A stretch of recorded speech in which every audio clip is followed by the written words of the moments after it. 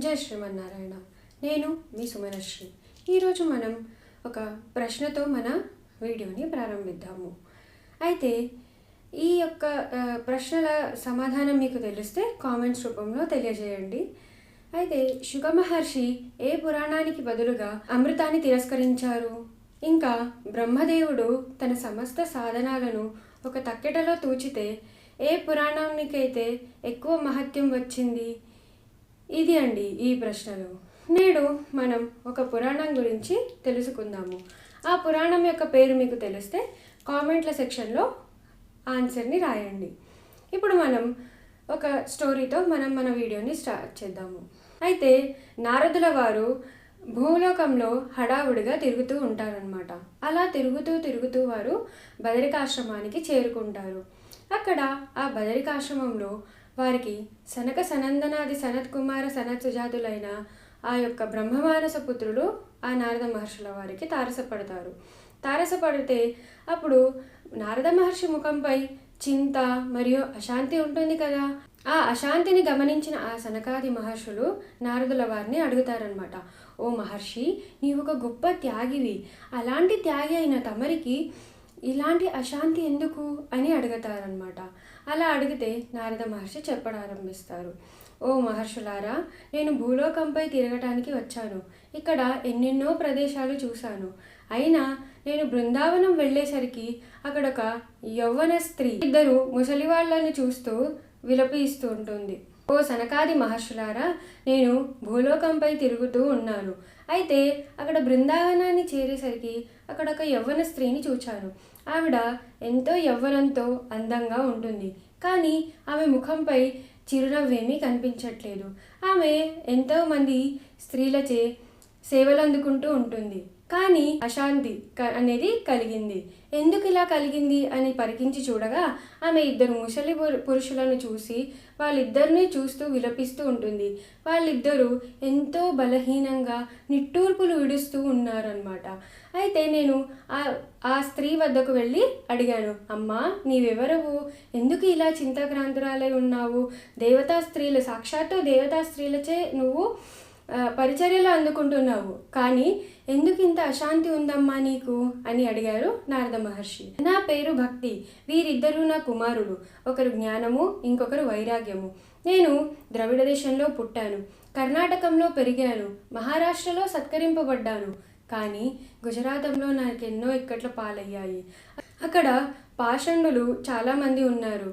భక్తి అనేదే లేక వారు నన్ను పూర్తిగా బలహీనురాలిగా చేశారు. కానీ నేను అలా తిరుగుతూ బృందావనానికి చేరాను. ఇక్కడ నేను ప్రవేశించగానే నేను నవయవ్వనురాలయ్యాను. కానీ స్వామి, నా ఈ ఇద్దరు పుత్రులు జ్ఞానము వైరాగ్యము అనేది వారు ఎంతో ముసలి వాళ్ళయ్యారు స్వామి.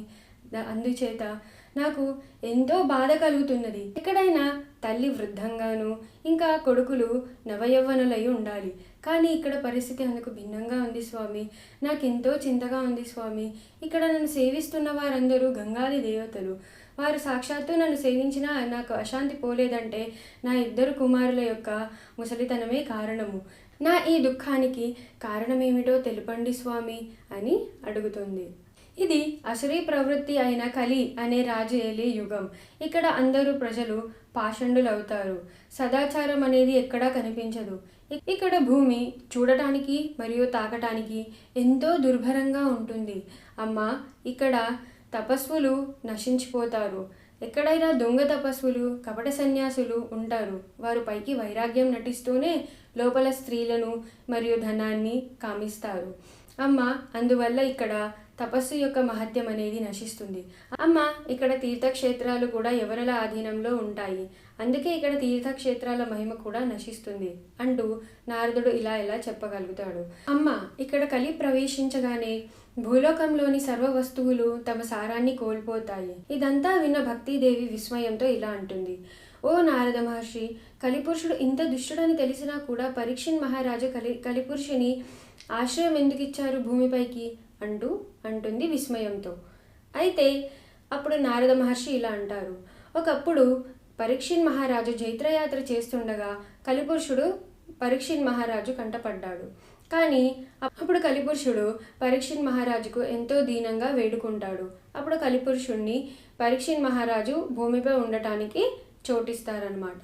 అయినా కూడా ఎప్పుడైతే శ్రీకృష్ణ పరమాత్మ ఈ భూలోకాన్ని విడిచి పరంధామానికి చేరుకున్నారో ఆ రోజే కలిపురుషుడు భూమిపైకి వచ్చారనమాట.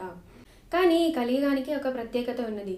ఇతర యుగాల్లో తపస్సు, యజ్ఞాలు, యాగాలు, దాన ధర్మాలు అనేవి విరివిగా చేస్తే కూడా మనకు భగవంతుని దర్శనం కలగదు. కానీ ఈ యొక్క కలియుగంలోనే సులువుగా, అంటే శ్రీకృష్ణ పరమాత్మ యొక్క భజన కీర్తనల చేత మనకు సంపూర్ణమైన మోక్షం ప్రాప్తిస్తుంది. అనగా మనకు వైకుంఠ లోకాన్ని ప్రాప్తింపజేస్తాడు ఆ పరమాత్మ.